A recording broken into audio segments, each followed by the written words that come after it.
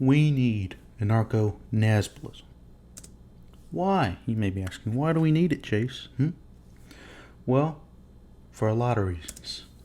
Modern society has grown stagnant and normal and boring and unsustainable or something, I guess. But most importantly, it's just got kind of gay, don't you think? Haven't y'all noticed that? It's just kind of gay. Now, there is a solution to these problems. Anarcho-Nazbolism. It's a nationalist, egalitarian, communal-based society. It's stateless, and it's homogenous. Everyone, everyone's the same race or ethnicity. Everyone speaks the same language. Everyone has the same shared cultural values. It's one people in a commune. There's no private property. No one has greater social status to anyone else. All decisions are made for the good of the commune. There's no minority, so there's no racism or racial oppression. And there's no money, so there's no corporate oppression. Now, I know what you're thinking. Where did this magical ideology come from? It seems similar like three others. Well, you'd be right. It comes from Nazism as one, which is, it's an ethno-state, homogenous culture aspects, their social policy, their way of living. We've kind of appropriated that into this ideology. And then there's communism. It's super equal. Just ignore the famines. They're not important. You don't need to worry about them. But other than that, they got cool songs, and overall, they just got great economic policy. And that's what we've taken from communism. That and the hammer and sickle, because the hammer and sickle looks cool. Anarchism, they got a cool flag that we've also taken. Then they're also super duper free, like extremely free. And then, there's that absence of a government is probably the best governmental policy you can have. So we've taken it, we've appropriated it into our own ideology. All right, now I know what you're thinking. What about societal organization? How are we going to live? Well, we're going to live in something you could, say is akin to a town or a city, or a village or something, but it's actually called a commune. Now, a commune comes from sort of communist, anarchist, anarcho-communist type thought.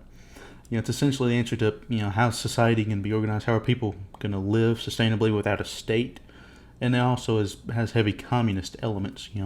Hippies used to form them. Communists back when they were serious about things used to form them. But it's just a community where everything's communal, everything's shared, everyone kind of, lives together in a perfect communist utopia.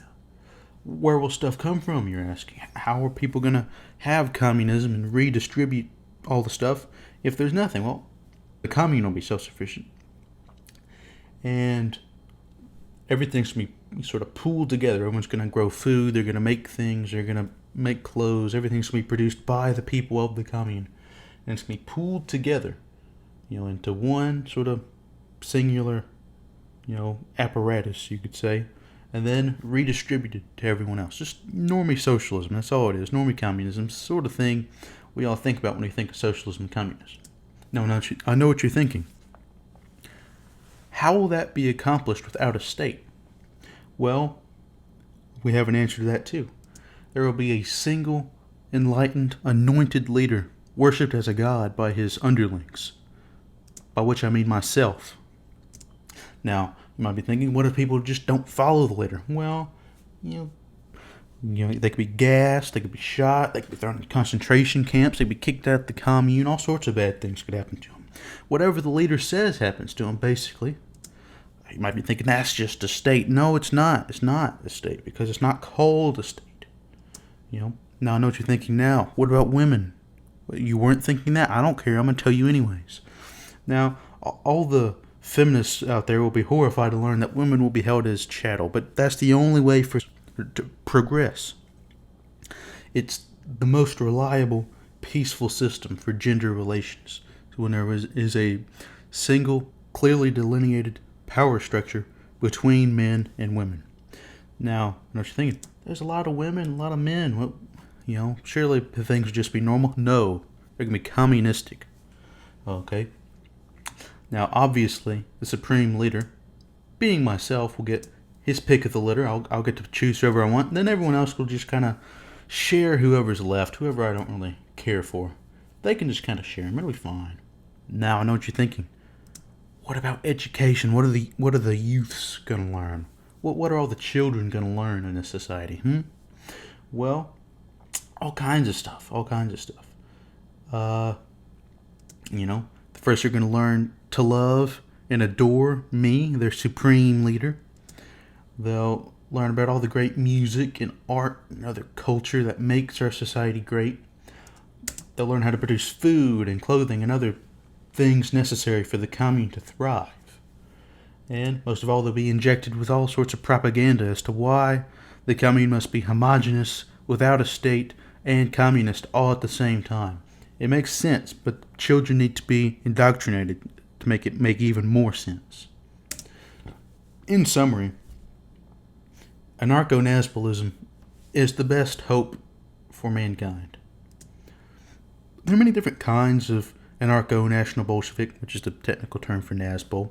This one was devised by myself, so it's called Chasian. And quite frankly, if you don't believe that, the sort of society set forth in this video is the perfect society, then you get the bullet. Alright, thank you for watching this video. Remember to like, dislike it if you dislike it, comment, subscribe, share the video on your social medias. And, that's it. I'm out.